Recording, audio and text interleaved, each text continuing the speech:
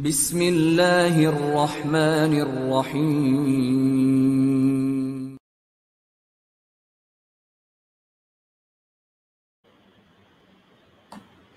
Bismillahirrahmanirrahim. Assalamualaikum warahmatullahi wabarakatuh.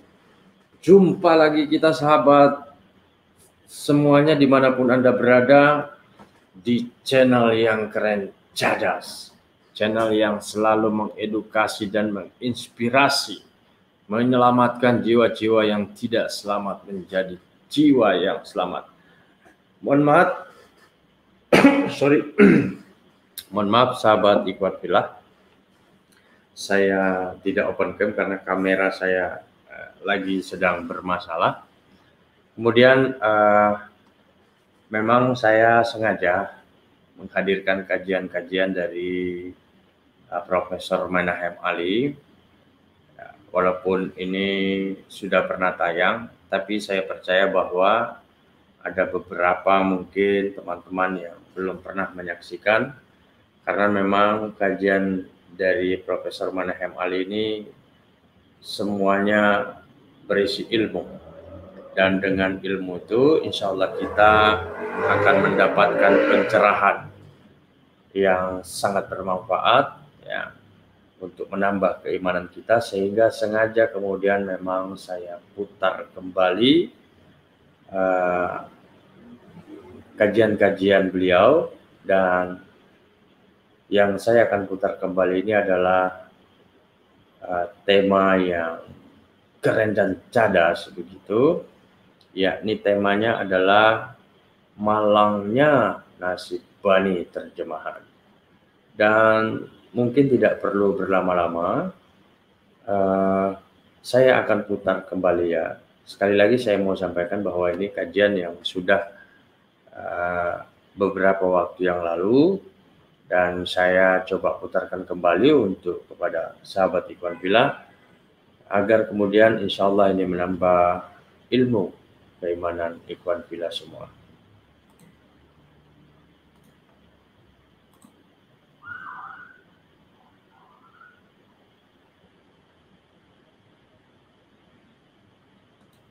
Assalamualaikum Mas Yudi.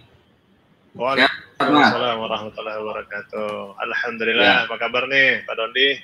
Alhamdulillah. Hujan Mas di sana Mas? Adem di sini, adem. Hujan. Ya, sambil nunggu Pak Ali nih, mungkin ada sedikit gangguan koneksi ini ya. Masya Allah, iya. Kita malam ini kedatangan Ustadz Yudi nih, calon guru saya nih ya. Masya Allah. Saya berguru jadinya nih.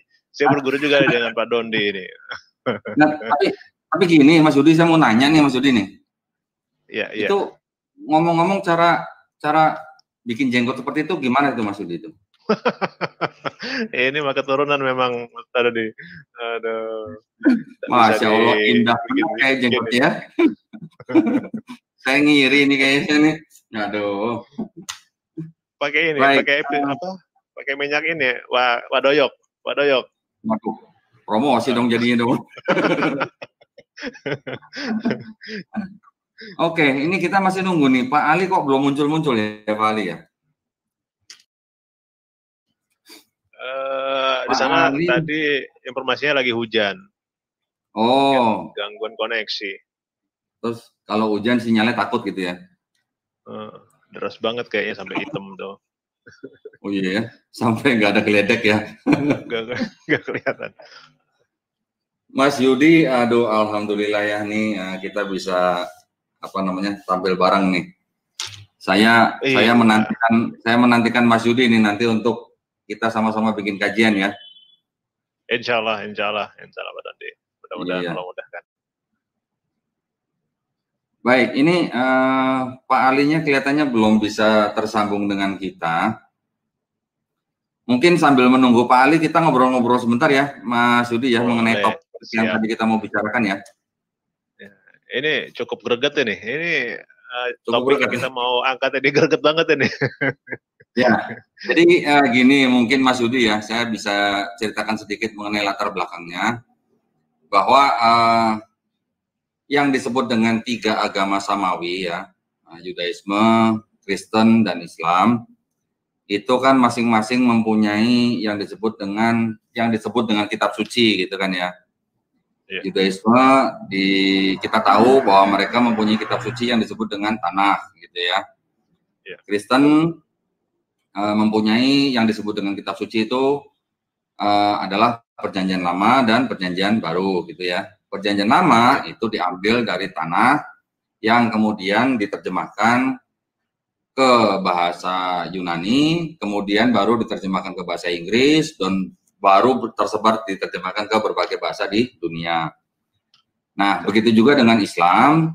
Islam kita juga mempunyai kitab suci, yaitu Quran, yang mana di dalam Quran selalu dicantumkan bahasa Arab, gitu ya, maksudnya ya. Bahasa aslinya ya. Bahasa aslinya, ya.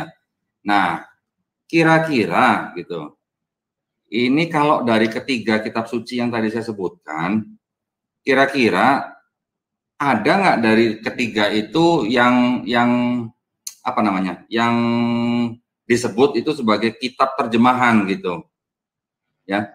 Kalau kita kan tahu nih, kalau Tanakh itu di mana-mana juga dicantumkan bahasa asli Ibraninya, gitu kan? Oh, ini Pak Ali sudah masuk.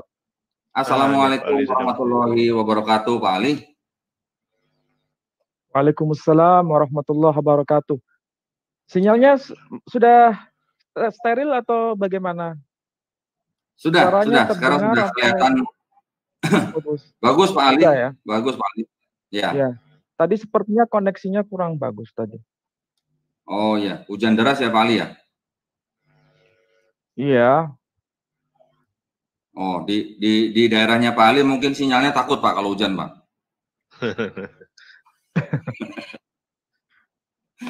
Nah gini Pak Ali, tadi saya sudah membuka acara kita, kajian kita, yaitu mengenai bani terjemahan atau umat terjemahan gitu Pak Ali ya. Nah tadi sambil menunggu Pak Ali masuk, saya juga tadi sedikit ngobrol dengan Mas Yudi, bahwa yang disebut dengan tiga agama samawi itu ya, Yudaisme, Kristen, dan Islam, masing-masing mempunyai yang disebut dengan kitab suci. Yudaisme dengan Tanakh, Kristen dengan Perjanjian Lama dan Perjanjian Baru yang disebut dengan Bible, kemudian Islam dengan Quran, begitu ya Pak ya. Nah, tadi saya mempertanyakan dari ketiga yang disebut kitab suci itu, manakah yang kira-kira disebut sebagai kitab terjemahan gitu. Nah, ini mungkin mumpung Pak Ali sudah masuk, kita langsung aja nih ya Pak Ali ya. Kan gini Pak Ali, ada anggapan atau tuduhan begitu ya Pak ya, bahwa yang disebut kitab terjemahan atau umat terjemahan itu malah sebenarnya Quran gitu. Itu sebenarnya diambil atau dituduhkan kepada Surah Maryam ayat 30 gitu Pak Ali, bahwa apa yang dikatakan oleh Nabi Isa alaihissalam di dalam ayat itu dikatakan di dalam bahasa Arab begitu Pak. Nah itu dianggap sebagai kalimat atau bahasa terjemahan begitu Pak Ali. Kira-kira dengan anggapan atau tuduhan seperti ini Pak Ali ada sanggahan atau bantahan bagaimana kira-kira Pak Ali? Silakan Pak Ali. Baik. Assalamualaikum warahmatullahi wabarakatuh. Waalaikumsalam warahmatullahi wabarakatuh. Waalaikumsalam warahmatullahi wabarakatuh. Alhamdulillah kita bisa bersua kembali pada malam hari ini. Kita akan berdiskusi sebagaimana yang tadi dinyatakan oleh Pak Dondi, dan kita ditemani juga Ustadz Yudi Al-Hadi dari Kalimantan Timur ya. Kalimantan Timur. Kalimantan Timur. Oh betul ya. Kita akan mencoba untuk membahas apa yang tadi disampaikan oleh Pak Dondi. Ada tuduhan bahwa Islam itu sebagai sebuah komunitas keagamaan juga bisa disebut sebagai umat terjemahan. Kira-kira seperti itu pertanyaan dan sekaligus pernyataan beliau. Untuk lebih jelasnya, saya mencoba akan menyampaikan hal yang paling dasar dulu, bahwa agama samawi dalam konteks studi agama-agama itu merujuk pada tiga agama besar, dan Kita kenal itu semua. Pertama yakni agama Yahudi, kemudian agama Nasrani, dan ketiga agama Islam. Ketiga agama ini sama-sama mengacu pada iman Abraham atau iman Ibrahim. Itu sebabnya dalam kajian di kampus biasanya disebut sebagai Abrahamic faith. Maksudnya agama yang menyandarkan diri pada tokoh sentral yang bernama Abraham. Sehingga dalam teks-teks barat, terutama yang bahasa Inggris, menyebutnya Abrahamic faiths atau Abrahamic religions, agama-agama Ibrahimiyah. Saja ini harus kita sadari dan sekaligus kita pahami. Itu yang pertama. Yang kedua, agama-agama Ibrahimiyah ini yang disebut sebagai Abrahamic religions itu mendasarkan keagamaan pada kitab suci. Nah, persoalannya, kalau umat Yahudi menyebut kitab sucinya itu dengan sebutan Tanakh, singkatan dari Torah, Nevi'im, Ketuvim.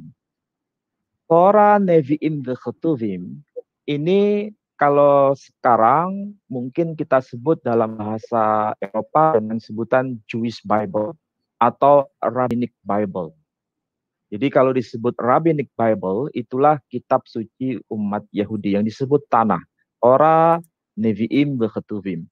Dan bahasa aslinya itu ada, yakni bahasa Ibrani keseluruhannya. Hanya sebagian kecil saja, beberapa ayat yang ditulis dalam Daniel misalnya, itu dalam bahasa. Jadi mayoritas itu dalam konteks bahasa Ibrani. Kalau bicara mengenai Yahudi, ketika ditanya apa kitab sucinya, mereka sebut Tanakh. Apa bahasa asli kitab suci itu, mereka akan sebut bahasa Ibrani. Ketika ditanyakan apakah ada terjemahannya dalam bahasa lain, oh ada. Pertama, terjemahan dalam bahasa Aram disebut dengan sebutan Targum. Ada Targum Onkelos, ada Targum Yonatan. Kalau dalam bahasa Yunani disebutkan dengan istilah Septuaginta. Itu semua posisinya terjemahan kitab suci. Sementara yang kitab sucinya itu sendiri disebut dengan Tek Masyora. Jadi ada kitab suci, ada terjemahan kitab suci. Itu dalam konteks Yahudi. Lalu bagaimana dengan Islam? Islam 100% sama, sebagaimana pola keagamaan dalam tradisi Yahudi. Kalau ditanya, apa kitab suci umat Islam? Mereka akan jawab Al-Quran. Apa bahasa asli kitab sucinya? Mereka akan sebut bahasa aslinya bahasa Arab. Kemudian kalau misalnya ada Quran bahasa Ibrani, ada Quran bahasa Yunani, apakah itu kitab suci? Mereka akan sebut bukan, itu bukan kitab suci, tapi terjemahan kitab suci. Jadi pertama, antara Yahudi dan Islam ada kesejajaran, sama-sama memiliki bahasa asli kitab suci, dan itu diakui secara aklamasi. Dan mereka punya terjemahan kitab suci, sesuai dengan bahasa yang saya sebutkan tadi. Nah, yang paling akhir, ketika kita bicara mengenai Nasrani, ini agak unik. Karena Nasrani ini, selain berpatokan pada tanah itu sebenarnya perjanjian lama.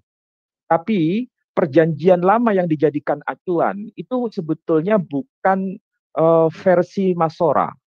Kalau versi Masora itu bahasa Ibrani.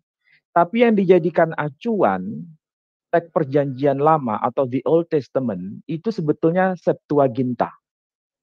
Kenapa yang menjadi acuan Septuaginta? Karena kedudukan Septuaginta dibanding teks Masora itu lebih tinggi teks Septuaginta bahasa Yunani dibanding teks Masora bahasa Ibrani. Bagaimana itu bisa terjadi? Saya ambil contoh.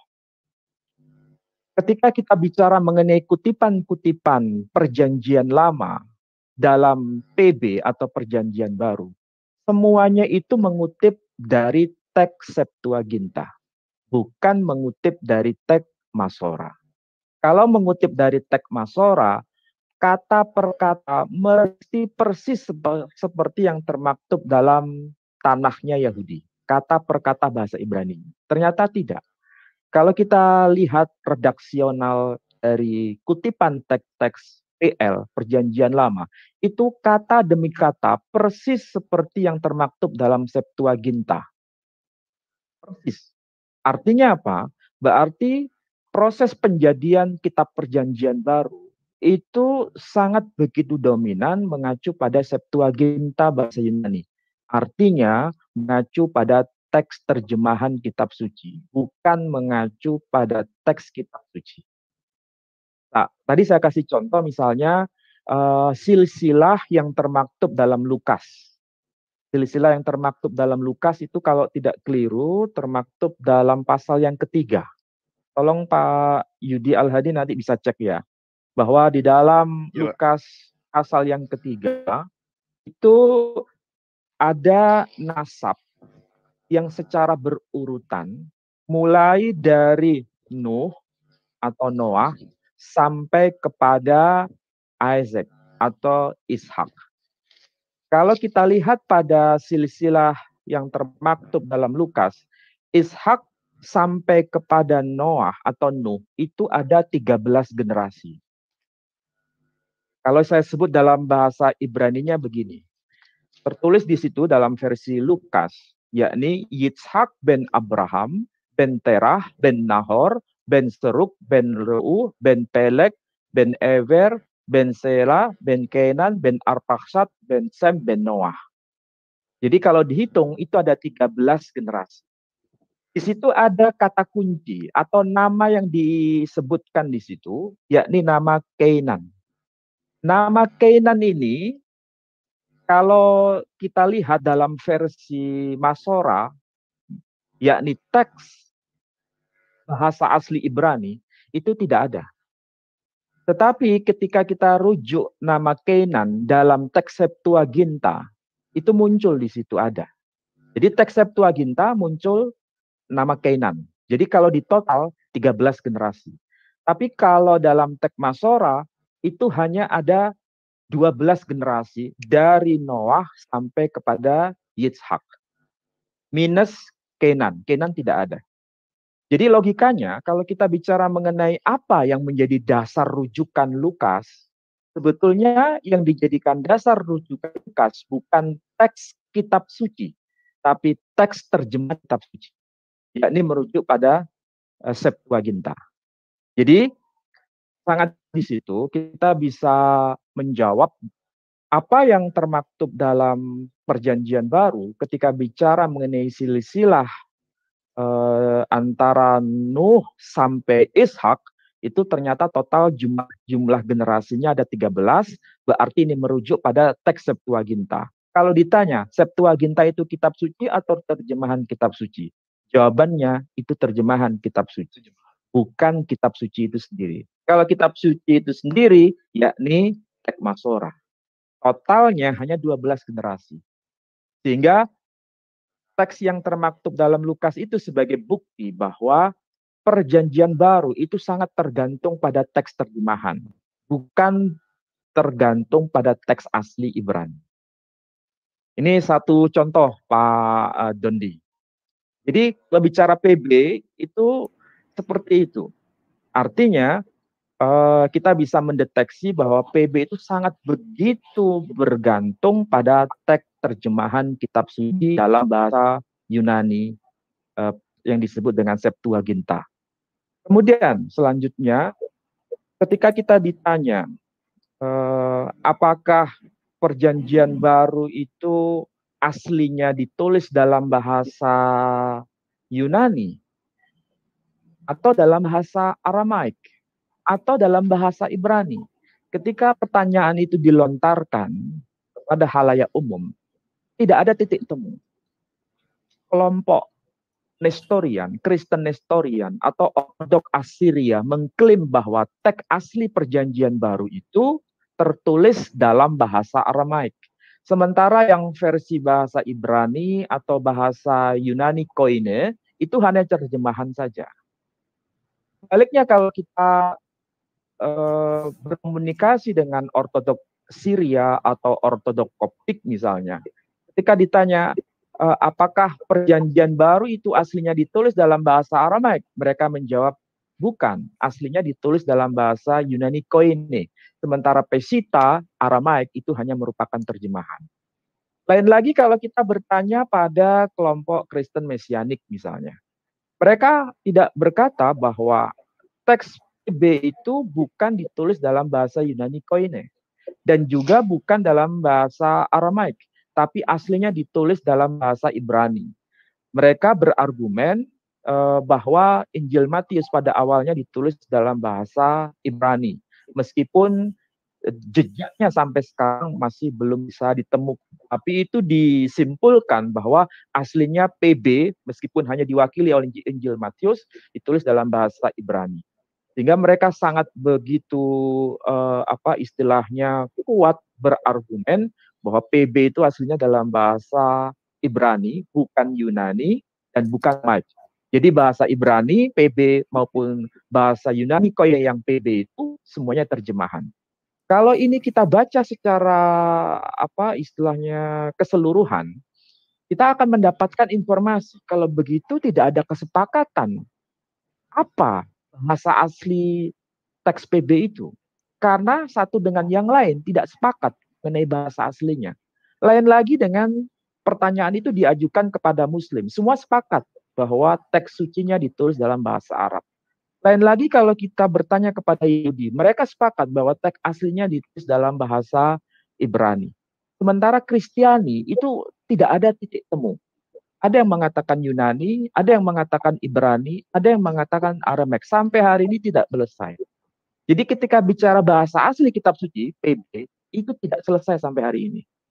Apalagi terbukti bahwa Injil Lukas berkaitan dengan silsilah yang tadi saya sebut tadi itu sangat bergantung pada teks terjemahan, yakni teks Septuaginta. Nah, ketika ada pertanyaan bahwa Islam itu sebetulnya umat terjemahan, sepertinya ini ada benarnya, tapi juga tidak ada benarnya. Kalau yang dimaksud bahwa dialog nabi-nabi itu diterjemahkan ke dalam bahasa sesuai dengan kitab suci masing-masing, itu iya. Saya ambil contoh misalnya, saya baca di dalam surah Maryam, misalnya ya, surah yang ke-19 ayat yang ke-30. Ini bahasa asli kitab suci ya, bahasa asli kitab suci dalam bahasa Arab yang diterima oleh Nabi Muhammad SAW. Ayat 30 berbunyi begini. Qala inni Abdullah atani al-kitab wa ja'alani nabiyya. Jadi qala telah berkata telah berkata Maryam. Ini telah berkata Isa ibnu Maryam. Qala telah berkata Isa ibnu Maryam. Inni Abdullah. Sesungguhnya aku ini hamba Allah. Ataniyal kitab. Aku telah dianugerahkan Alkitab. Ja'alani nabiyya. Aku telah dijadikan sebagai seorang nabi. Bahasa aslinya bahasa Arab. Pertanyaannya begini. Apakah ini ucapan asli dari Isa ibnu Maryam? Jawabannya bukan. Ini bukan ucapan asli Isa ibnu Maryam. Tetapi Allah Tabaraka wa Ta'ala menerjemahkan ucapan Isa ibnu Maryam dalam versi bahasa Arab. Siapa yang menerjemahkan? Tuhan sendiri. Tuhan Maha Hidup sebelum Isa ada, saat Isa ada, dan saat Isa tidak di tengah-tengah kita. Jadi dia maha hidup. Sehingga bisa menerjemahkan secara persis apa yang dulu diucapkan oleh Isa ibnu Maryam dalam bahasa beliau waktu itu. Dan sekarang diwahyukan kepada Nabi yang terakhir dalam versi terjemahan bahasa Arab. Kalau dalam konteks ini, betul bahwa ini adalah terjemahan. Tapi pertanyaannya, siapa yang menerjemahkan? Allah Tabaraka wa Ta'ala. Sehingga tidak mungkin kita berpikir bahwa Isa berkata, Inni Abdullah ataniyal kitab wa ja'alani nabiyya. Tidak mungkin bicara dalam versi bahasa Arab. Karena Isa bukan orang Arab. Dia Bani Israel. Bukan Bani Ismail. Dan itu saya kira masuk akal. Jadi yang dimaksud terjemahan begini. Tapi apakah ini menunjukkan bahwa kitab suci adalah kitab terjemahan? Tentu saja tidak. Ini kitab suci bahasa Arab.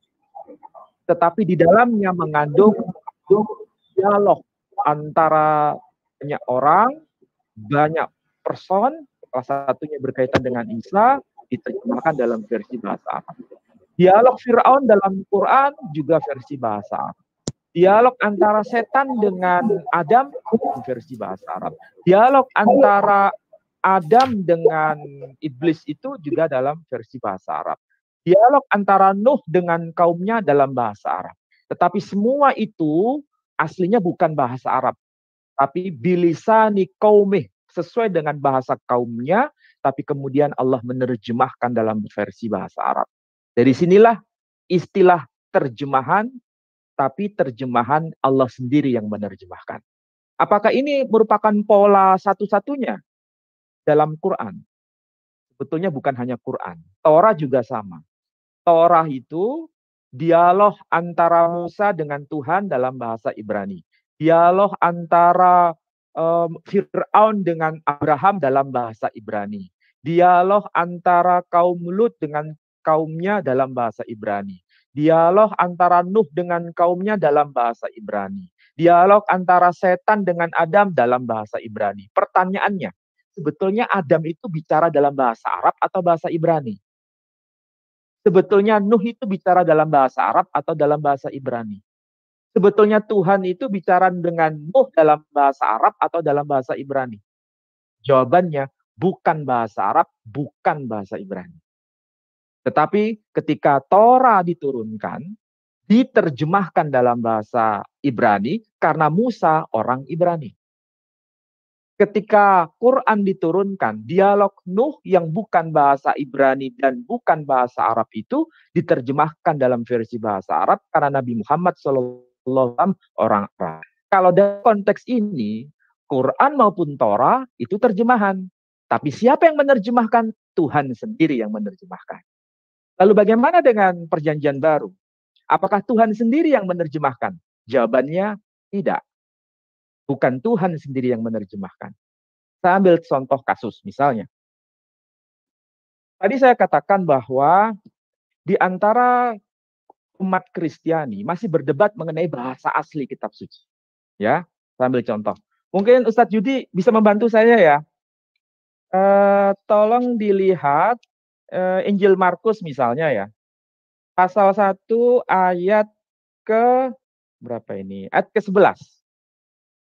Pasal 1 ayat yang ke-11. Tolong Ustadz Yudi bisa dibaca yang versi bahasa Indonesia aja dulu. Injil Markus. Markus ya. Pasal 1 ayat yang ke-11. Pasal 1 ayat ke-11. Saya bacakan dalam bahasa Indonesianya Pak ya. Ya. Di ayat ke-11 berbunyi, kemudian terdengarlah suara dari surga, engkaulah sang anak yang kukasihi, kepadamulah aku berkenan. Nah, sekarang kita mencoba membaca ini secara apa istilahnya hati-hati.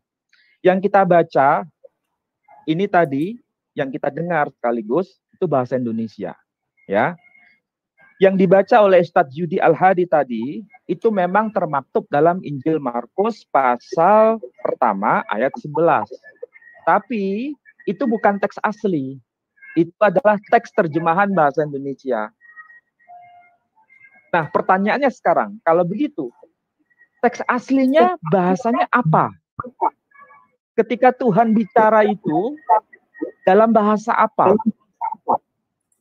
Nah, kalau kita kembalikan pada teks PB yang termaktub dalam bahasa Yunani Koine, itu ketika Tuhan bicara, engkaulah anakku yang kukasihi, kepadanyalah aku berkenan. Kalau versi teks PB Injil Markus yang berbahasa Yunani Koine tertulis tu eihofuismo, engkaulah anakku, o agapetos yang aku kasihi, en soy eijakesa, kepada aku berkenan. Jadi ini bahasa Yunani. Tapi ini diklaim sebagai teks asli. Tuhan bicara dalam bahasa Yunani. Tapi pertanyaannya, apakah klaim itu bisa dibetulkan, bisa dibenarkan oleh kelompok yang lain. Tidak, itu hanya terjemahan. Menurut teks Pesita, bukan begitu bunyinya. Tuhan tidak bicara dalam bahasa Yunani, tapi Tuhan berbicara dalam bahasa Aramaik. Kalau bahasa Aramaiknya tertulis Adhuberi, engkaulah anakku, Habiza, yang aku kasihi, Bah Estevit, kepadamulah aku berkenan. Jadi kalau begitu, aslinya Tuhan itu bicara dengan ungkapan Adhuberi, Haviva, Bah Estevit, atau su ehohuismo, ho agapetos enso edikesa. Bahasa Yunani atau bahasa Aramaik Tuhan bicara. Problem. Tidak ada penjelasan. Karena satu dengan yang lain sama-sama mengklaim itu bukan bahasa asli Tuhan, tapi itu terjemahan dari bahasa Tuhan. Kemudian kalau kita lanjutkan misalnya ayat yang ke-15. Ayat yang ke-14 misalnya. Setelah Nabi Yahya ditangkap, kebetulan saya pakai versi yang ini ya. Saya pakai versi yang ini, saya baca versi yang ini. Kelihatan Pak Dondi? Kelihatan Pak. Kelihatan enggak? Kelihatan Pak. Kelihatan ya?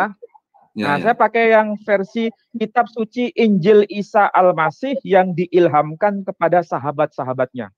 Jadi namanya Isa Al-Masih Pak Dendi di sini, yang diilhamkan kepada sahabat-sahabatnya, ya. Lembaga Alkitab Indonesia Jakarta, ini LAI yang menerbitkan tahun 2000. Dan tertulis pada Injil Markus pasal utama ayat yang ke-14, 15 berbunyi demikian.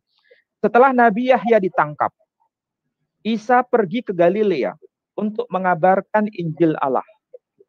Sabdanya, waktunya sudah genap dan kerajaan Allah sudah dekat. Bertobatlah dan percayalah pada Injil.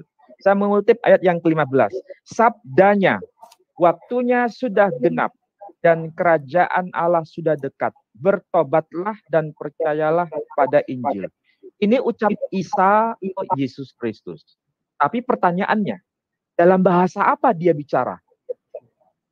Kalau Tuhan berbicara tadi, itu tidak ada kesepakatan. Apakah bahasa Yunani atau bahasa Aramaik. Sementara ayat 15 kita juga bertanya, dia bicara dalam bahasa Yunani atau bahasa Aramaik? Sampai sekarang tidak pernah selesai. Kalau Quran tadi, Ataniyal kitab wa ja'alani nabiyya, diawali dengan inni Abdullah, sesungguhnya aku ini adalah hamba Allah. Ataniyal kitab, aku telah dianugerahi Alkitab, yakni Injil. Kalau kita tanya, adakah referensi rujukan dia membawa Injil atau memberitakan Injil? Jawabannya ada. Ini ayatnya. Dia berkata, bertobatlah dan percayalah pada Injil. Referensinya ada. Boleh dikasih lihat, Pak? Jadi sekali lagi, yang tadi Bapak baca itu, iya. Nah, itu namanya Isa Al-Masih ya Pak ya, bukan Yesus Kristus ya Pak ya? Iya betul ini. Iya. Namanya Isa Al-Masih. Itu LAI ya Pak ya? Yang diilhamkan kepada sahabat-sahabatnya. Iya, bentar. Supaya kelihatan yang bawah. Kelihatan enggak? Agak buram Pak, nggak fokus kayaknya. Tapi kelihatan sih Lembaga Alkitab Indonesia. Ya, Lembaga Alkitab Indonesia Jakarta tahun 2000. Jadi yang menerbitkan bukan perorangan ini. Ini lembaga resmi di Jakarta. Dan pusatnya di Jalan Salemba. Jadi disebutkan begini.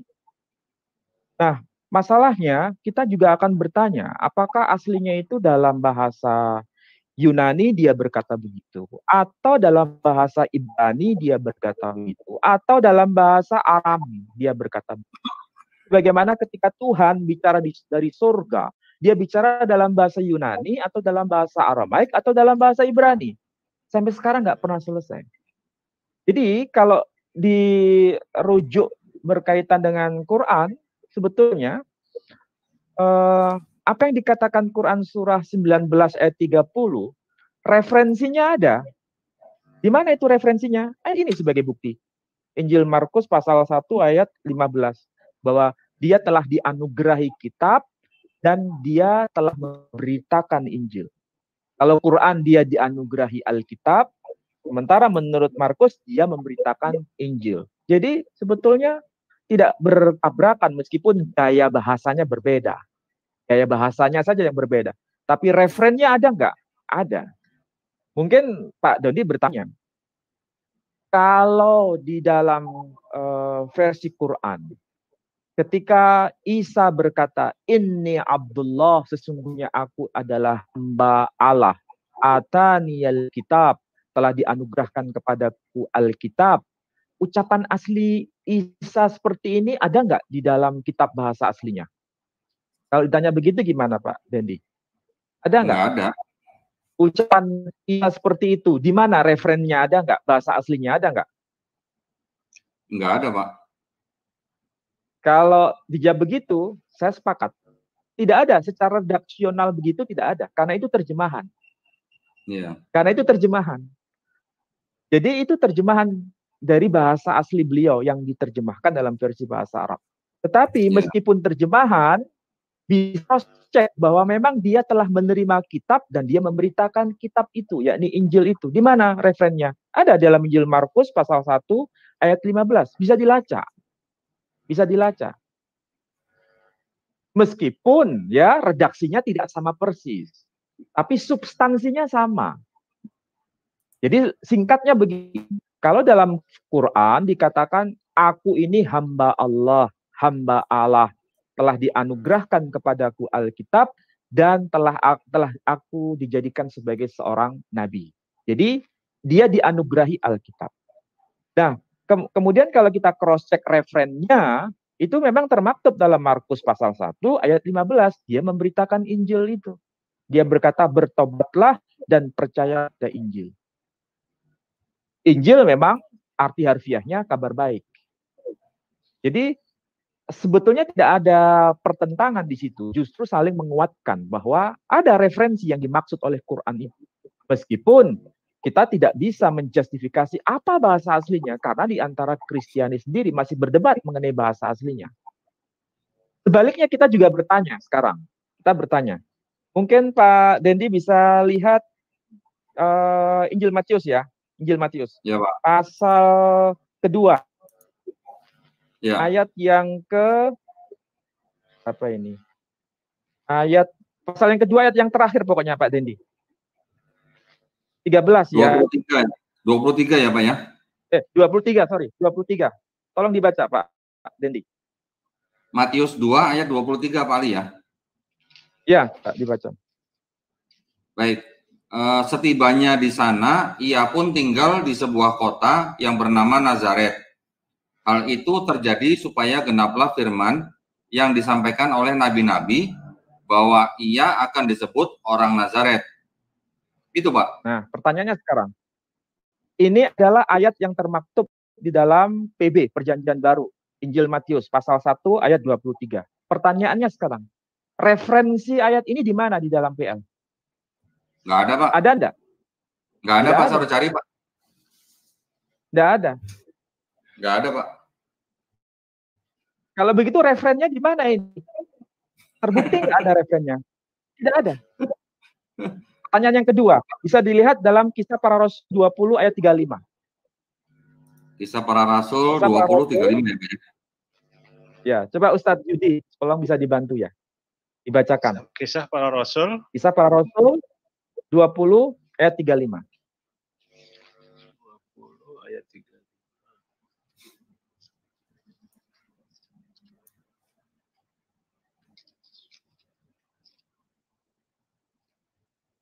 Ayat 35. Dan ini kebetulan saya juga punya 20 ayat Alkitab. Kitab suci Injil ini, Pak Ali. Dan iya, ini iya, juga. Iya. Dan di sini juga terbitan Bandung. Dwi bahasa. Ya, terbitan Bandung. Iya, ya. Bandung. Ya. Dan ini sama Terbitan persis Bandung. dengan punya Pak Ali. Di sini bukan Yesus Kristus disebutkan, tapi Isa. Kemudian Yohanes disebutkan di sini dengan Yahya. Iya, betul. Iya. Berarti tokohnya sama ya sebetulnya ini. Tokohnya sama. Tokohnya betul, sama yang dimaksud. Itu. Jadi Yohanes itu ya Yahya. Ya. Yahya. Jadi kalau ada orang bacakan. mengatakan Yahya dengan Yohanes itu beda, kemudian Isa Al-Masih dengan Yesus itu beda, berarti apa yang ditulis dan diterbitkan ini sama dengan tidak diakui kalau begitu. Padahal yang menerbitkan mereka sendiri, yang menerjemahkan mereka sendiri. Silakan Ustaz dibaca. Itu, Pak. Yang bilang begitu belum tahu ada buku itu, Pak. Ya. Oh gitu ya. Kurang jauh pikniknya itu, Pak. Kurang jauh. Kurang piknik, Pak, berarti, Pak. Kurang Ayat berapa tadi? Iya, saya bacakan Kisah Para Rasul pasal 20 ayat 35. Di sini tertulis, dalam segala hal aku sudah memberikan teladan kepadamu bagaimana seharusnya kamu bekerja, supaya dengan demikian kamu dapat menolong orang-orang yang lemah.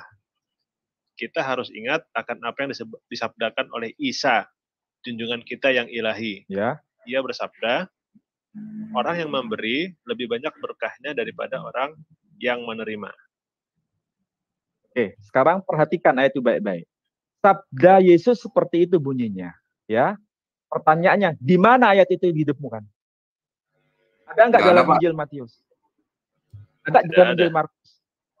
Ada nggak dalam Injil Lukas? Ada nggak dalam Injil Yohanes? Dalam Gospel di mana tidak sabda ada. Yesus yang berbunyi seperti ini? Referensinya ada di mana sekarang? Tidak ada, Kalau Pak. mereka menuntut, ya, mana bukti referensi bahwa Yesus pernah berkata, akulah hamba Allah, kepadaku diberikan Alkitab, dan aku dijadikan seorang nabi. Tolong tunjukkan di Injil mana ayat itu. Memang kita nggak bisa jawab. Nggak bisa jawab. Kalau redaksinya seperti itu. Karena itu redaksi terjemahan. Tapi substansinya kita bisa temukan dalam Markus tadi, pasal 1 ayat 15. Sekarang kita balik bertanya. Kalau ini sabda Yesus, mana referensi buktinya? Di Injil mana ini termaktub? Siapa yang bisa jawab? Saya masih menunggu jawaban sampai sekarang. Tidak pernah ada yang bisa jawab. Di Injil Apokrif saya nggak temukan. Di Injil kanonik saya juga nggak temukan. Sebetulnya kalau mau fair, pertanyaan itu bisa diajukan kepada kedua pihak. Tapi seringkali ketika kita ditanya seperti itu, kita tidak pernah bertanya balik. Kalau kita bertanya balik, justru kita bisa menjawabnya dan mereka tidak bisa menjawabnya. Referensinya itu tidak ada. Kalau itu betul-betul ucapan Yesus, maka seharusnya bisa ditemukan dalam Injil yang 4 itu. Atau minimal dalam Injil Apokrif itu. Masalahnya kita nggak bisa temukan itu. Sampai sekarang saya masih mencari, Pak Dondi, di mana sabda itu termaktub. Ternyata nggak ada. Apalagi di Quran juga nggak termaktub itu. Di Quran nggak termaktub. Di Injil Apokrif juga tidak termaktub. Di Injil kanonik juga tidak termaktub. Saya nggak tahu termaktub di Injil mana.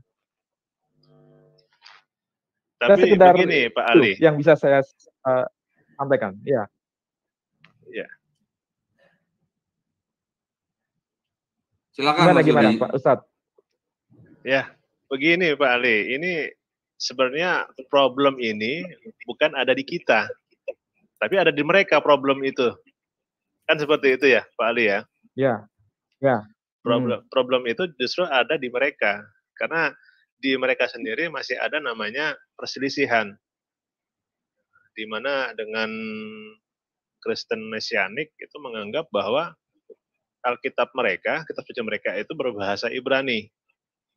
Gitu kan. Karena beranggapan bahwa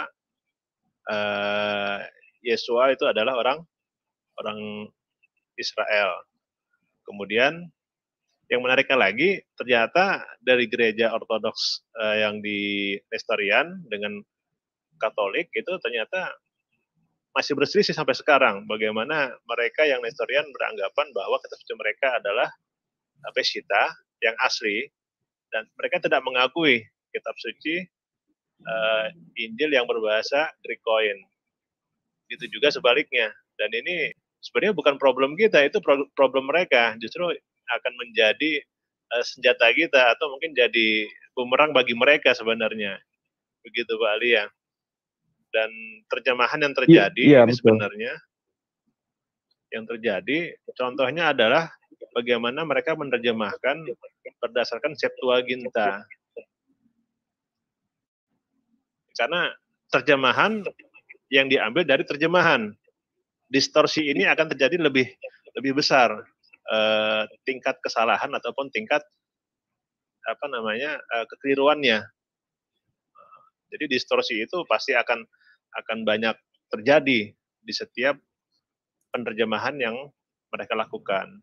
Mungkin itu yang bisa kita tarik kesimpulan bahwa sebenarnya di sini yang dianggap sebagai bani terjemahan itu bukan kita, tapi mereka, begitu. Dan kita dengan Yahudi sendiri, kita punya kitab suci yang memang punya wahyu itu memang berbahasa asli, di mana wahyu itu diturunkan berdasarkan tadi dikatakan oleh Pak Ali adalah bilisani qaumi, berdasarkan bahasa kaum yang diturunkan wahyu itu. Begitu Pak Dondi. Siap, Pak Ustaz. Ya, ya.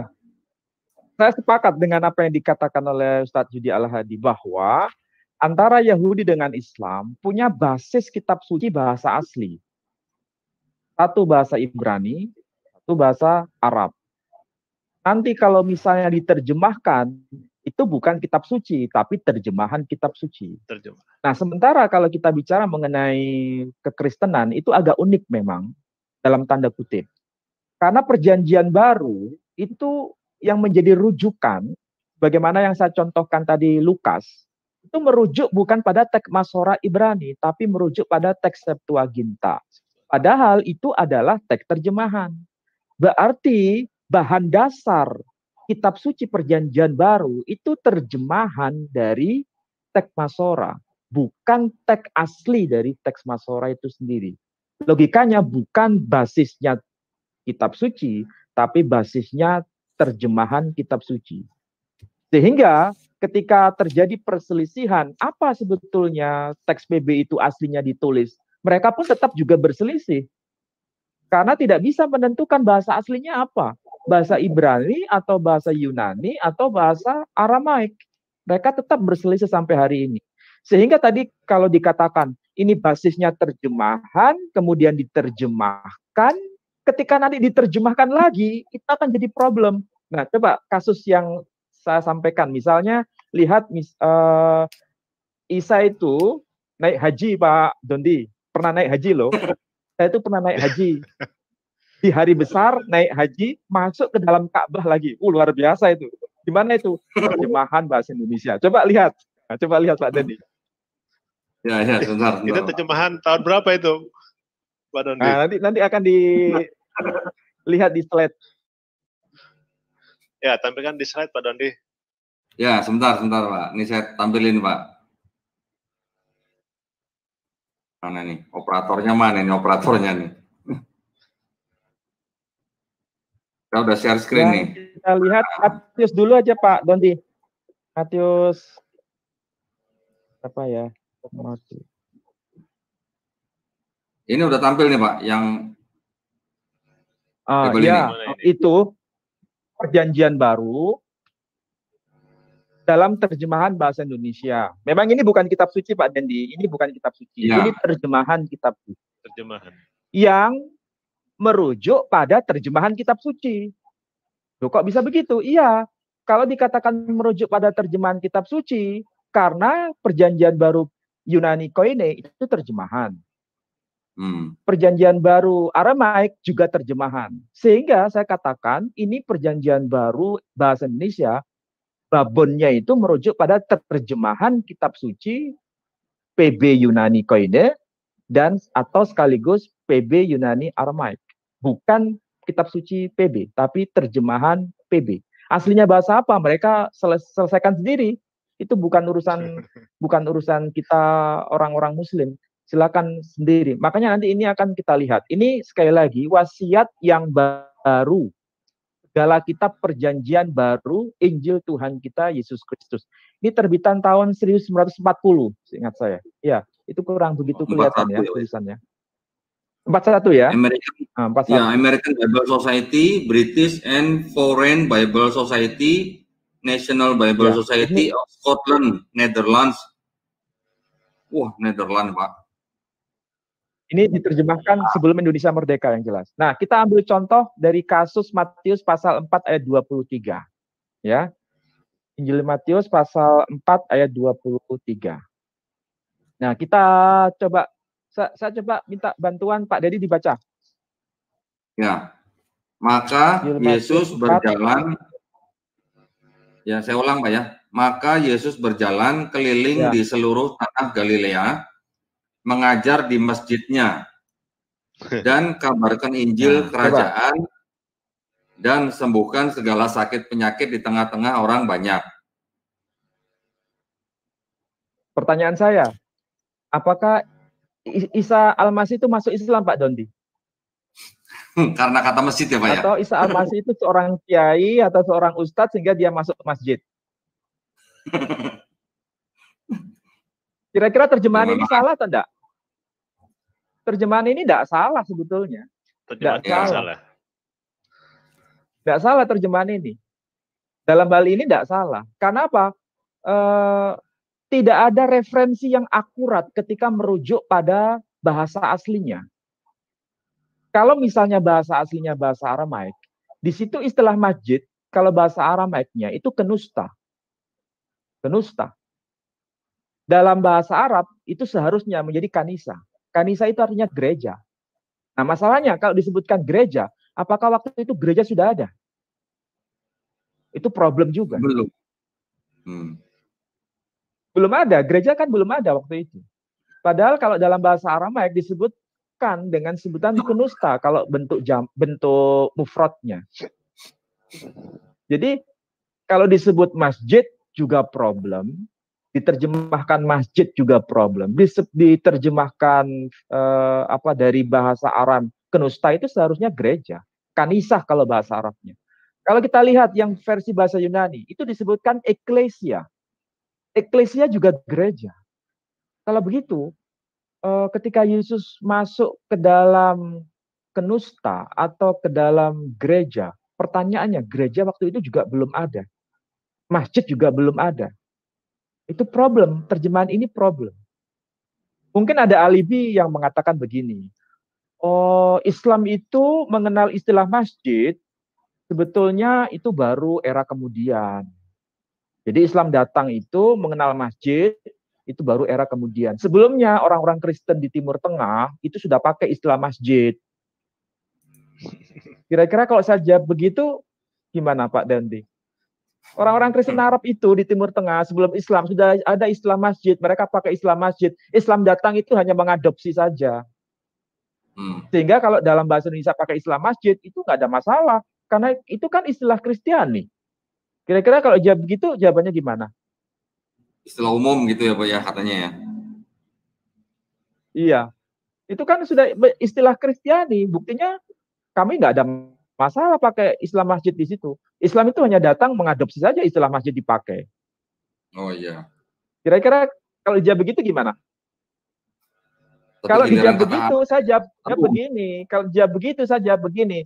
Tolong tunjukkan teks bahasa Arab yang pakai istilah masjid sebelum Islam datang. Tolong tunjukkan teks bahasa Arab Bible-nya. Saya sudah buka semua Alkitab berbahasa Arab. Semua Alkitab berbahasa Arab, edisi yang paling awal sampai edisi yang modern, tidak ada satupun kata masjid dalam Alkitab bahasa Arab.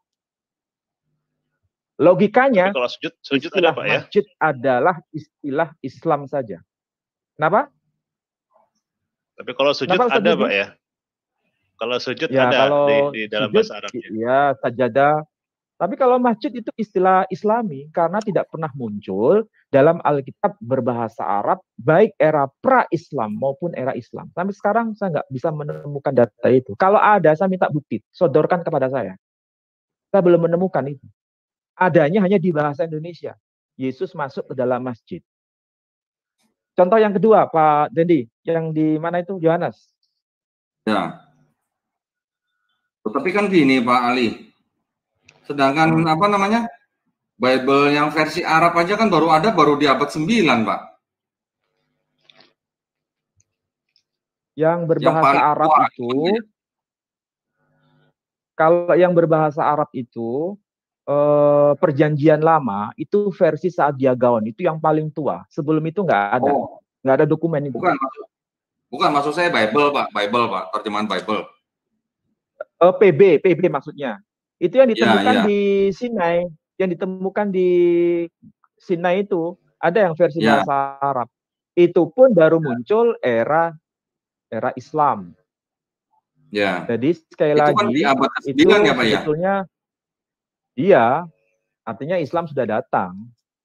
Iya. Makanya kalau kita pelajari ya secara akademik, kita akan lihat bahwa Bible berbahasa Arab itu gramatikanya itu sangat khas Islami sebetulnya.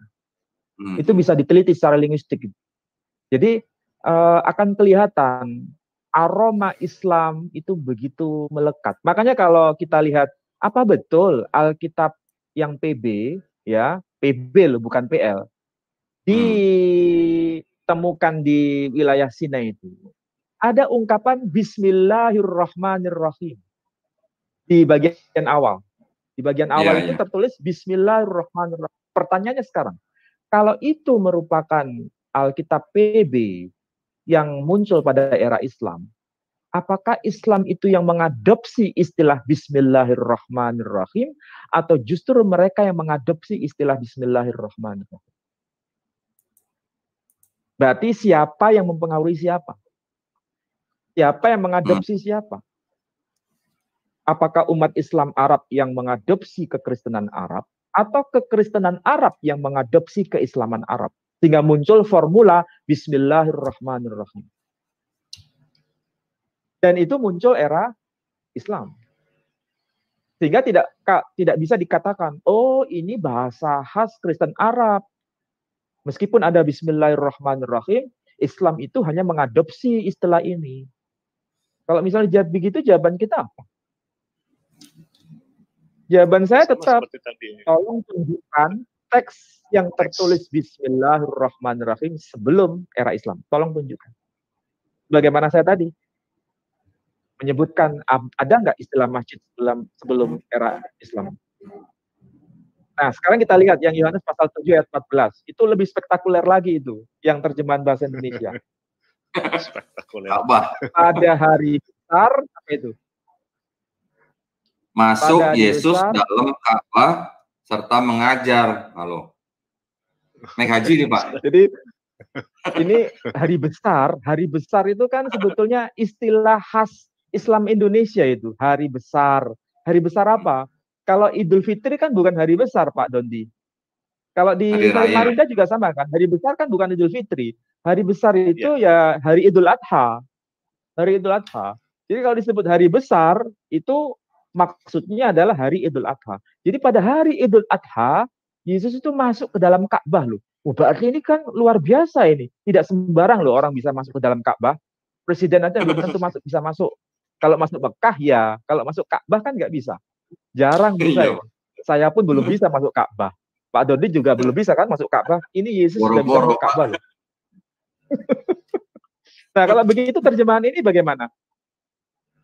Apakah bisa dikatakan, oh umat Islam itu hanya mendompleng aja, hanya mengadopsi istilah Ka'bah. Orang Kristen di Arab sudah pakai istilah Ka'bah. Gimana kalau begitu jawabannya? Sekali lagi, tolong tunjukkan istilah Ka'bah yang pernah terpakai sebelum Islam muncul. Tolong tunjukkan manuskripnya di mana. Nggak ada. Saya kira nggak akan mungkin ada. Nggak akan pernah ada. Karena memang ini adalah istilah Islami yang diadopsi. Bukan umat Islam yang mengadopsi, tapi istilah Islami yang diadopsi.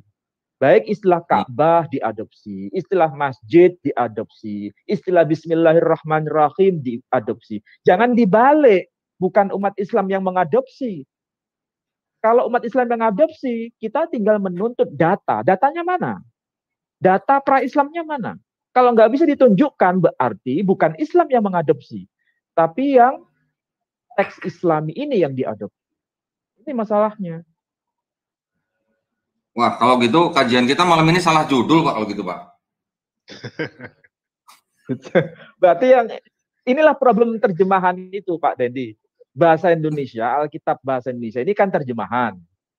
Ya. Karena merujuk pada teks yang terjemahan, baik itu yang Aramaik maupun yang Yunani Koine, sehingga nggak bisa dasarnya itu kuat untuk bisa mendapatkan terjemahan yang akurat. Sehingga terjemahannya bisa seperti ini. Coba ini kalau kita tanyakan kepada generasi sekarang, kira-kira ayat ini masih ada nggak? Sekarang diganti lagi kan? Udah diganti. Nggak ada istilah masjid, nggak ada istilah Ka'bah, iya kan? Nggak ada istilah Bismillahirrahmanirrahim, nggak dipakai lagi. Kalau seandainya ini adalah istilah era pra-Islam, kenapa harus dihapus? Tetap aja dipakai sampai hari ini. Untuk apa dihapus? Kalau seandainya itu milik asli. Sementara kalau dihapus berarti itu sebagai tanda bahwa ini bukan milik asli, tapi ini adopsi. Dan sampai sekarang memang kita bisa lihat hasilnya, beda terjemahannya. Jadi sekali lagi, umat terjemahan dengan hasil terjemahan itu ada sinkronisasi.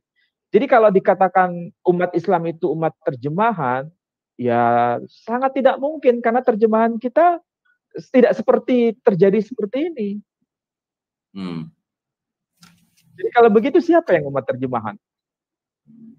Ini kan boleh aja diterjemahkan nanti jadi pura, jadi kelenteng, jadi apalagi misalnya wihara apa? Jadi urduara. Kalau wihara kan Buddha.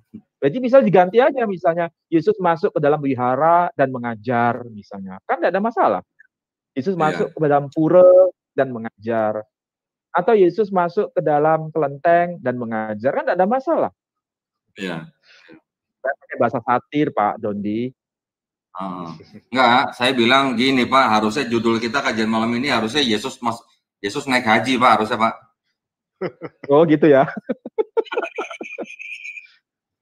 Loh, kalau ini kan bisa menjadi bukti bahwa dia memang pernah naik haji. Iya, Pak, benar, Pak. Ya kan? Kalau ini sebagai bukti kan memang minimal tahun 1941 dia pernah naik haji. Lah masalahnya dia naik haji tahun itu di mana sekarang posisinya? Begitu problemnya. Jadi kalau seandainya ini terjemahan ditolak, masalahnya siapa yang menerjemahkan ini? Kan bukan umat Islam yang menerjemahkan. Yang menerjemahkan kan kaum umat terjemahan. Jangan-jangan dulu nih yang nerjemahin ini, Pak, minjem orang Muslim kali, Pak, waktu nerjemahin ini, Pak. Klinkert itu memang bersahabat dengan seorang sastrawan Melayu yang bernama Abdullah bin Abdul Qadir Munshi.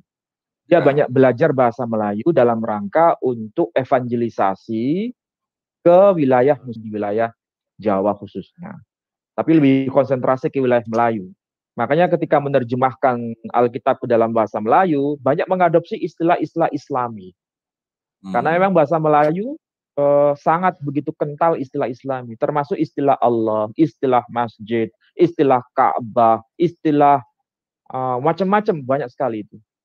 Ya kan, karena bahasa Indonesia sendiri kan, Pak, ya. Kan bahasa Indonesia sendiri kan menyerap kata-kata dari bahasa Arab kurang lebih 1.300 lebih loh, Pak. Hampir sekitar 70% itu bahasa Arab. Sementara bahasa Sanskrit itu sekitar 40-an persen. Ya sisanya pokoknya 30%. 30%. Iya. Jadi saya kira inilah hasil terjemahan dari umat terjemahan ya seperti ini, Pak Dendi. Saya kira tidak mungkin ya umat Yahudi terlalu berani untuk menyebutkan istilah masjid dalam terjemahan tanah.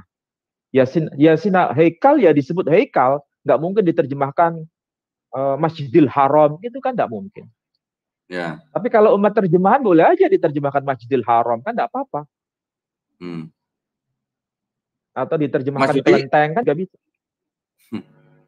Mas Yudi? Ya. Bacanya jangan sampai terbengong-bengong gitu, Mas Yudi.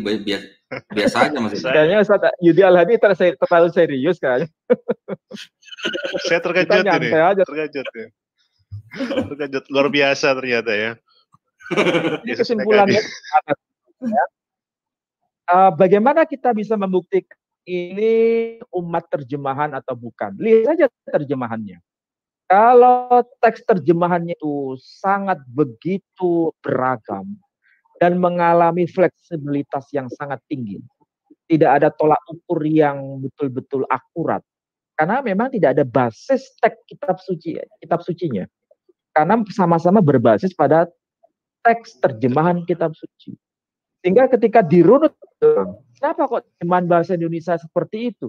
Karena lihat saja teks rujukannya teks apa? Apakah teks kitab suci atau teks terjemahan kitab suci? Ternyata rujukannya terjemahan teks kitab suci. Kalau terjemahan teks kitab suci, kita lihat di situ tertulis kenusta. Kalau di bahasa Arab kan menjadi kanisa itu. Kalau dalam bahasa Yunani-nya eklesia, lagi-lagi itu gereja. Itu pun juga tidak masuk akal. Bagaimana mungkin pada era Yesus sudah ada gereja, sudah ada kanisa? Kan tidak masuk akal juga. Lalu bahasa aslinya seperti apa? Kalau bahasa Islamnya, wallahu a'lam. Hanya Tuhan yang tahu. Karena memang bahasa aslinya nggak ada. Kayaknya Pak Dodi terbengong-bengong deh sekarang. Takjub, Pak. Takjub. Saya bukan bengong, Pak. Saya tertawa, Pak. Wah. Sekali lagi Pak Dodi, memang soal umat terjemahan. Soal umat terjemahan itu mau tidak mau itu sebagai masalah besar. Karena umat terjemahan sangat tergantung dengan terjemahan itu sendiri.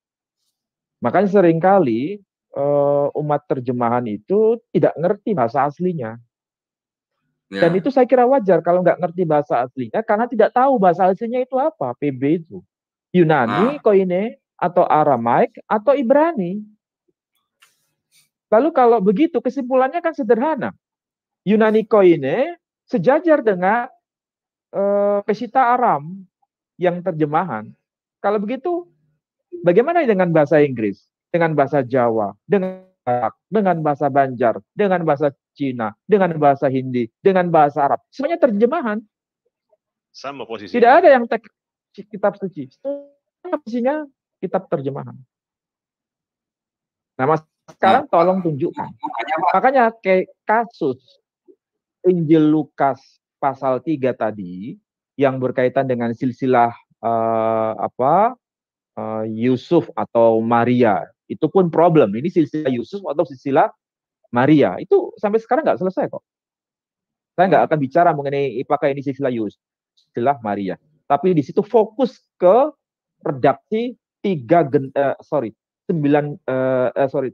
generasi ya. Ada istilah nama Kenan di situ. Ternyata kalau kita cross check itu merujuk pada Septuaginta. Pertanyaannya itu kan bukan teks kitab suci, tapi teks terjemahan kitab suci. Jadi sekali lagi memang problem dasarnya itu teks sumber. Teks sumbernya terjemahan, ketika teks terjemahkan, ya lagi-lagi hasilnya terjemahan. Jadi terjemahan merujuk pada teks terjemahan, merujuk pada teks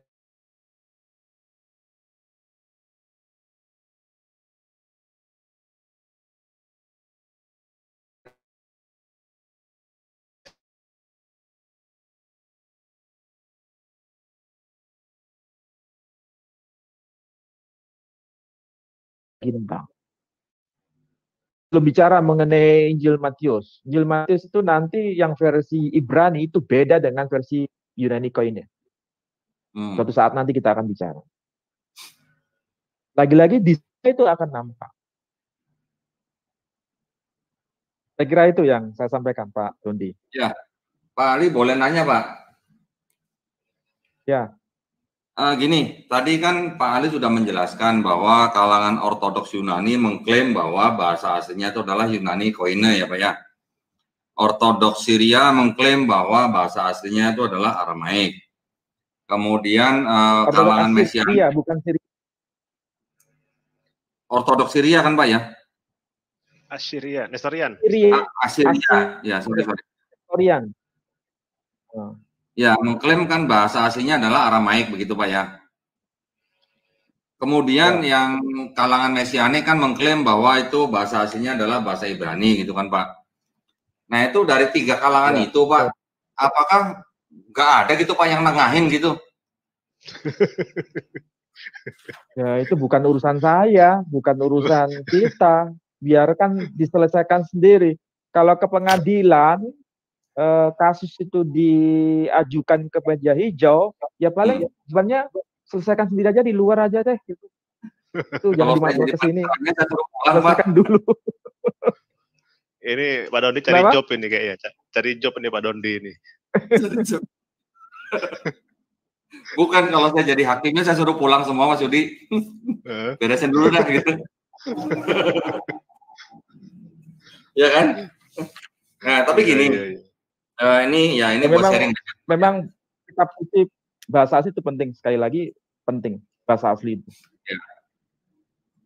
Tapi kan gini Pak Ali, yang kita sama-sama ketahui bahwa Septuaginta sendiri yang berupa terjemahan itu kan ada yang mengklaim bahwa bilang Septuaginta itu yang menerjemahkan adalah 70 atau ada yang bilang 72 rabi-rabi Yahudi yang dimulai dari kira-kira abad ketiga sebelum Masehi gitu kan Pak ya. Tetapi kan kalangan Yahudi sendiri itu kan tidak mau Pak pakai Septuaginta gitu kan.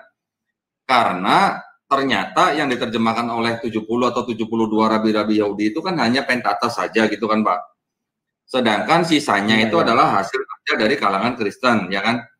Bahkan ada yang mengatakan bahwa Septuaginta yang ada di tangan Kristen dalam bentuk yang sekarang itu kan adalah hasil koreksi daripada Hesisius, Origen, dan Lucian kan begitu Pak Ali ya.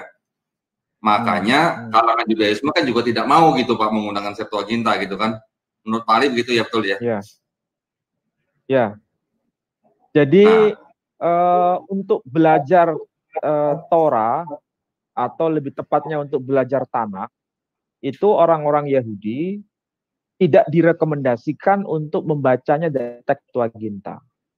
Mereka biasanya kalau di Yeshiva, tempat istilahnya semacam pesantren, itu punya namanya kitab Mikraot Gedolot. Kitab Mikraot Gedolot itu menu utamanya itu ada teks Masorah, kemudian di sebelah kiri itu ada Targum Onkelos bahasa Aram, kemudian ada Targum Yonatan bin bahasa Aram juga, dan ada Targum Yerusalmi bahasa Aram. Jadi biasanya itu. Jadi semuanya dua bahasa, Ibrani dan Aram. Kemudian saya kebetulan punya juga, saya ambilkan aja supaya gampang. Mas Yudi tadi Bible-nya Bible apa Mas Yudi? Boleh lihat Mas? Kitab suci Injil. Itu LAI juga? LAI tahun 2000. Ini tahun sepasang 2000. Oh, ini. KSI ya. Ini sepasang ini. Kalau ini Ya. Oh ya, itu teks KSI, apa? Versi LAI itu versi dari Bandung ya. Tapi lebih LAI, Pak. Lebih dekat dengan versi Yahudi sebetulnya. Karena kalau ada nama Allah di situ sebagai proper name. Yang tadi itu ya. Nah, ini yang Taurat nih. Oh ya, betul. Ya. Ini Westminster. Ya, dari Bandung itu. Oh. Nah, ini yang saya maksud. Ini yang saya maksud, Pak Dendi. Iya. Oh iya. Taurat Emet. Taurat Emet ini dipakai oleh kalangan Yahudi. Di situ nggak ada teks bahasa Yudea-Arabiknya. Nah, ini yang saya tunjuk. Yudea-Arabik. Oh iya. Jadi tulisannya Ibrani, tapi bahasanya Arab. Tidak ada yang merekomendasi pakai bahasa Yunani. Artinya bahasa Yunani itu dianggap sebagai teks yang tidak valid karena dianggap banyak perubahan-perubahan di dalamnya. Kalaupun seandainya diterima sebagai bahan referensi, biasanya yang diterima itu hanya teks Hamisahum Setorah saja. Jadi yang disebut Sefer Bereshit, versi bahasa Yunaninya kan Genesis, kemudian Exodus, kemudian sampai pada Deuteronomy. Itu yang diterima hanya 5 saja. Itu pun tidak diterima secara aklamasi, hanya dipakai sebagai referensi yang kesekian. Referensi yang paling akhir. Yang diutamakan adalah pertama yang bahasa Aram, Targum Onkelos, kemudian Targum Yonatan, kemudian Targum Yerusalmi, dan Targum Saadia Gaon. 4 ini yang dipakai sebagai referensi utama. Kalau yang Septuaginta nggak dipakai. Dan mereka paham ini semua terjemahan bahasa Aram dan terjemahan bahasa Arab. Ini otoritas semua untuk mendampingi teks Masorah. Sementara yang bahasa Yunani yang disebut Septuaginta, walaupun hanya Hamisha Khumsi Torah, kelima buku Musa, itu hanya referensi yang kesekian saja, nggak dipakai. Nah, sebaliknya di dalam kekristenan, teks Septuaginta yang bukan hanya 5 buku Musa, tapi seluruhnya termasuk Mazmur dan kitab nabi-nabi semua itu dianggap sebagai teks yang lebih utama, otoritas dalam memahami referensi perjanjian baru, bukan teks Masorah. Sehingga sampai hari ini pun mereka menyebutnya Septuaginta itu sebagai Apostolic Bible. Sementara yang tanah itu disebut sebagai Rabbinic Bible. Jadi istilah Rabbinic Bible dengan Apostolic Bible itu menjadi penanda identitas rujukan utama yang memang tidak sama. Kalau Yahudi menyebutnya Masorah, teks Masorah itu sebagai Rabbinic Bible, sementara kalau kekristenan itu menganggap Septuaginta sebagai Apostolic Bible. Jadi kalau misalnya ada perselisihan, contoh kasus misalnya Parthenos itu yang sering kita dengar. Apakah dilahirkan dari seorang perawan? Dari mana referensi itu? Ya dari Septuaginta, karena di situ disebut dengan sebutan Parthenos. Parthenos itu artinya perawan. Sedangkan kalau kita lihat yang versi Masoret itu bukan disebut perawan. Kalau bahasa Ibraninya kan Betula. Kalau bahasa Ibrani untuk sekedar perempuan muda itu hanya disebut Alma. Kalau Alma disebutkan perempuan muda. Kalau Betula disebutkan virgin, perawan. Sementara kalau dalam teks Septuaginta, teks yang sama, itu aslinya bukan Betula, tapi Alma. Tapi kenapa kok diterjemahkan bukan perempuan muda, tapi diterjemahkan perawan? Karena yang dijadikan otoritas itu teks Septuaginta, karena tertulis Parthenos tadi. Itu salah satu bukti kenapa Perjanjian Baru itu sangat bergantung dengan teks Septuaginta, karena akan menjadi justifikasi teologi Perjanjian Baru. Saya ambil tadi 2 contoh ya. Pertama soal Parthenos dari Septuaginta, yang kedua silsilah Lukas dari Septuaginta. Itu menjadi sebuah fakta, 2 contoh itu, bahwa PB sangat bergantung pada Septuaginta dibanding teks Masorah. Artinya PB bergantung dari teks terjemahan kitab suci, tidak bergantung pada kitab suci.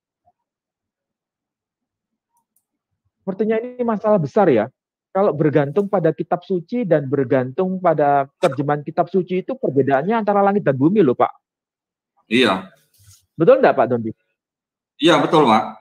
Nah, tadi saya mau menanggapi dikit boleh Pak yang mengenai kata Parthenos Pak. Kata Parthenos yang mereka terjemahkan dari apa namanya? Yesaya 7 ayat 14 ya Pak ya. Itu kan mereka menerjemahkan dengan kata Parthenos dari kata Ha-Almah ya Pak ya. Ya. Tetapi di Keluaran 2 ayat 8 itu katanya sama Pak, Ha-Almah juga Pak. Tapi mereka nggak pakai Parthenos Pak. Pakai mereka Neanis Pak pakainya.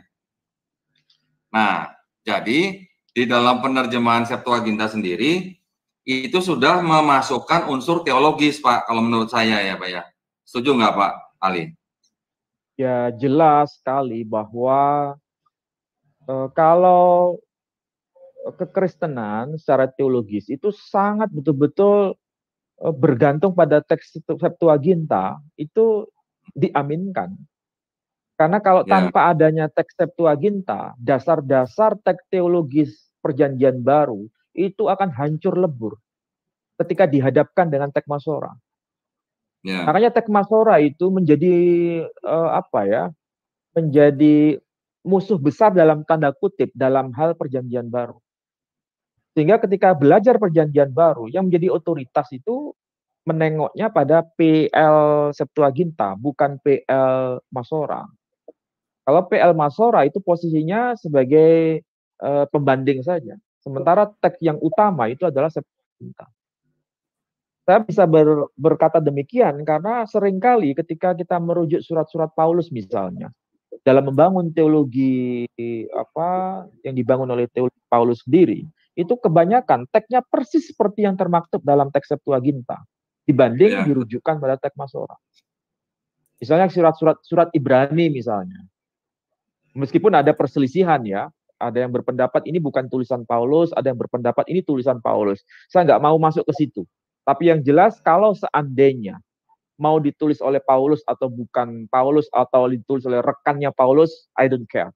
Tapi yang jelas di situ teks ketika mengutip perjanjian lama rata-rata harfiah demi harfiah itu secara kata per kata mengutip dari teks Septuaginta dibanding dari teks Masorah. Kalau saya ibaratkan begini, ada Quran bahasa Jawa atau bahasa Banjar misalnya. Tapi teks sumbernya dari teks Quran terjemahan bahasa Inggris misalnya. Kira-kira itu dibenarkan atau tidak? Ya, kan tidak. sangat tidak mungkin dibenarkan. Itu keliru. Seharusnya kan distorsi, teks Quran bahasa Inggris, Quran bahasa Banjar, Quran bahasa Jawa dikembalikan pada teks bahasa Arabnya. Ya. Bukan teks bahasa Banjar dirujukkan ke teks bahasa Quran bahasa Inggris, teks bahasa Inggris dirujukkan ke teks bahasa Arabnya. Itu kan terjadi lompatan budaya, terjadi lompatan kebahasaan sehingga cara berpikirnya berbeda. Dan itu memang sangat tidak diperkenankan. Sehingga tidak salah ini sebagai temuan ya, temuan ini fakta real di lapangan. Misalnya kasus yang saya teliti Alkitab Bahasa Madura itu. Alkitab Bahasa Madura yang diterbitkan oleh Lembaga Alkitab Indonesia. Itu ternyata sumbernya, itu kata demi kata, itu berasal dari Alkitab Bahasa Indonesia. Bukan merujuk pada Alkitab Bahasa Ibrani ataupun Yunani, apalagi Aram. Karena saya pelajari langsung Alkitab Bahasa Madura itu ternyata secara gramatika dan diksinya itu mendekati ke bahasa Indonesianya. Berarti saya bisa simpulkan bahwa Alkitab bahasa daerah terutama Madura ini diambil dari Alkitab terjemahan bahasa Indonesia. Nah, masalahnya dulu, entah sekarang ya, dulu Alkitab bahasa Indonesia itu mengadopsinya diterjemahkan dari Alkitab bahasa Belanda dan itu terjemahan. Kita lihat misalnya PL yang terjemahan lama. Itu berbeda nuansanya dengan PL yang terjemahan baru. Seperti yang kita baca tadi, Injil Matius tadi, Injil Yohanes, ya kan, yang ada masjid dan sebagainya itu kan diterjemahkan oleh Klinkert. Klinkert itu menerjemahkan dalam bahasa Indonesia itu basisnya apa? Apakah bahasa Yunani dan bahasa Ibrani? Tidak, itu dari bahasa Belanda. Saya ngomong begini ini karena saya melakukan riset dari sisi filologisnya. Sehingga ketahuan semua bahwa ini bukan berdasar pada teks sumber, tapi teks terjemahan merujuk pada teks terjemahan merujuk pada teks terjemahan. Pak Doni kok bengong? Enggak, semua. Jangan bengong lah. Bapak tadi bilang terjemahan Belanda, saya jadi ingat yang punya Jerman nih Pak, bahasa Jerman nih Pak. Oh iya. Enggak, tapi gini Pak, saya ingin nunjukin ke Pak Ali sebentar Pak ya. Sebentar. Yang tadi mengenai Parthenos Pak. Minta tolong operator nih. Nah ini Pak. Parthenos di Kejadian 24 ayat 43 dan Yesaya 7:14, mereka menggunakan kata Parthenos untuk kata Ha'alma ya Pak ya. Tetapi untuk kata Ha'alma yang sama di Keluaran 2 ayat 8, di Mazmur 6:8-26, atau di Amsal 30:19 dan Kidung Agung 1:3, Kidung Agung 6:8, katanya sama Ha'alma Pak, tapi mereka menggunakan kata neanis Pak. Nah ini saya kasih contoh nih Pak. Ini di Yesaya 7:14, kata Ha'alma diterjemahkan menjadi Parthenos, ya Pak ya. Ini kan kata Ha'alma nih. Ya. Yang woman menjadi virgin. Di Keluaran 2 ayat 8, sama nih Pak katanya Ha'alma nih Pak. Ha'alma, tetapi mereka menerjemahkannya dengan neanis. Nah, ini berarti kan ada ketidakkonsistenan penerjemahan. Betul nggak Pak? Betul. Kata yang sama diterjemahkan secara berbeda. Karena apa? Karena memang ada muatan teologis yang sengaja untuk disampaikan. Itu pertama. Poin yang kedua, kenapa bisa berbeda? Misalnya kalau Matius itu kan memang kita lihat dalam Perjanjian Baru juga pakai istilah Parthenos kan? Ya, betul Pak. Kalau di Injil Matius. Dari mana dia Ya. kok bisa menggunakan istilah Parthenos? Apakah merujuk dari Perjanjian Lama Masora, teks Masora? Tidak. Dia merujuk pada teks Septuaginta. Sehingga kita bisa menyimpulkan bahwa baik itu Matius maupun Lukas sangat-sangat dan sangat bergantung pada teks terjemahan, yakni teks Septuaginta. Kenapa? Ya. Karena itu dianggap sebagai apa istilahnya? Kalau bahasa kita sebagai pembenaran teologia yang sedang dibangun. Ya. Terutama dalam hal istilah Parthenos, kemudian silsilah yang tadi saya sebutkan itu. Di Lukas ya Pak ya? Saya kira itu Pak Dendi ya.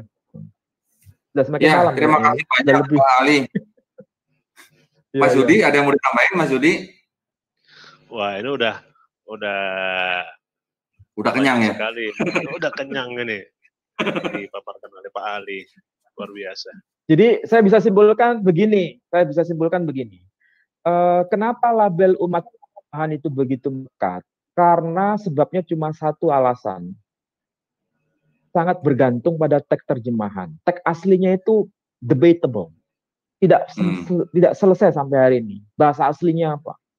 Sehingga ketika ini masuk dalam konteks Indonesia, Alkitab bahasa Indonesia era Belanda itu ternyata diterjemahkan dari Alkitab bahasa Belanda yang juga terjemahan. Sehingga ini menjadi sebuah pelajaran bagi kita bahwa apapun yang dimaksud dengan istilah teks terjemahan kitab suci itu tidak sebanding dengan kitab suci itu sendiri. Kalau di kalangan Muslim dan Yahudi sudah beres selesai, 100% sama. Hanya saja dialog para nabinya diterjemahkan dalam bahasa masing-masing. Ada yang Ibrani, ada yang Arab. Karena memang Musa tidak pernah hidup sezaman dengan Nuh, tidak pernah hidup sezaman dengan Abraham, tidak pernah hidup sezaman dengan Adam. Makanya diterjemahkan ke dalam bahasa Ibrani. Sebagaimana Nabi Muhammad SAW tidak hidup sezaman dengan Adam, tidak hidup sezaman dengan Nuh, tidak hidup sezaman dengan Musa, makanya diterjemahkan ke dalam bahasa Arab supaya paham. Tapi sekali lagi yang menerjemahkan siapa? Allah Tabaraka wa Ta'ala. Nah, sedangkan Perjanjian Baru, mau yang Peshitta, mau yang Yunani, siapa yang menerjemahkan? Apakah Tuhan sendiri? Enggak. Enggak ada jawaban. Karena sama-sama teks terjemahan. Yang menerjemahkan siapa? Tuhan. Bukan. Mereka tidak sepakat. Bukan Tuhan yang menerjemahkan. Saya kira itu yang bisa saya jadikan semacam konklusi pertemuan malam hari ini. Mohon maaf kalau ada kata-kata saya yang terlalu kurang pantas diucapkan, saya mungkin khilaf, mohon maaf sekali lagi.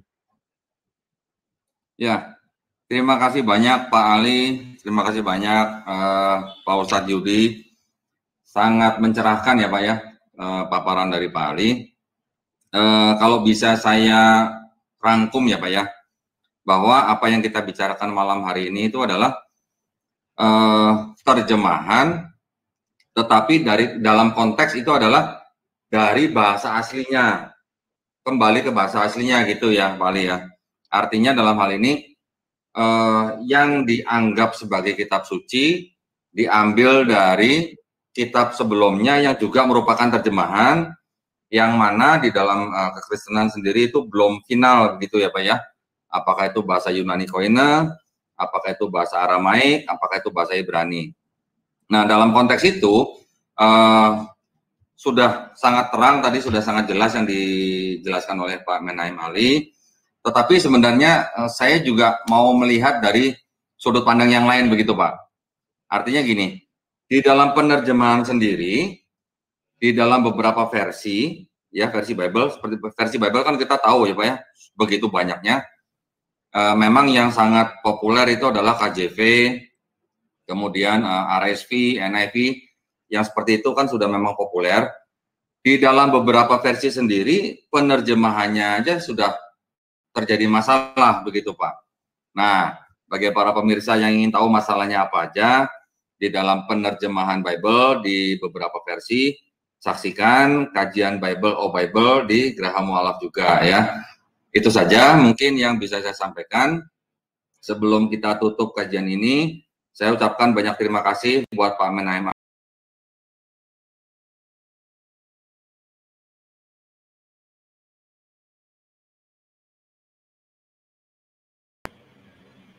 Ya, sahabat beriman dimanapun Anda berada, itu kajian yang sangat luar biasa yang dibawakan oleh narasumber yang sangat kredibel, dan kesimpulannya saya kembalikan ke para event villa yang mendengar. Sekali lagi saya sampaikan, ini memang sengaja saya putarkan untuk saya suguhkan kepada sahabat beriman, ya. Dan tentunya semoga bermanfaat, ya, dan menambah keimanan kita sehingga kita senantiasa kuat di dalam iman dan Islam. Oke, selamat hari berkah, ya, Jumat Mubarak. Kita harus bersiap-siap untuk menunaikan ibadah sholat Jumat. Semoga sahabat Iban Villa dimanapun Anda berada senantiasa dalam lindungan Allah Subhanahu wa Ta'ala, dilimpahkan rezeki yang halal dan barokah, serta disehatkan sehingga kita bisa beraktivitas untuk memenuhi kebutuhan kita dan kebutuhan keluarga kita. Amin, Allahumma amin. Wabillahi taufiq wal hidayah. Wassalamualaikum warahmatullahi wabarakatuh.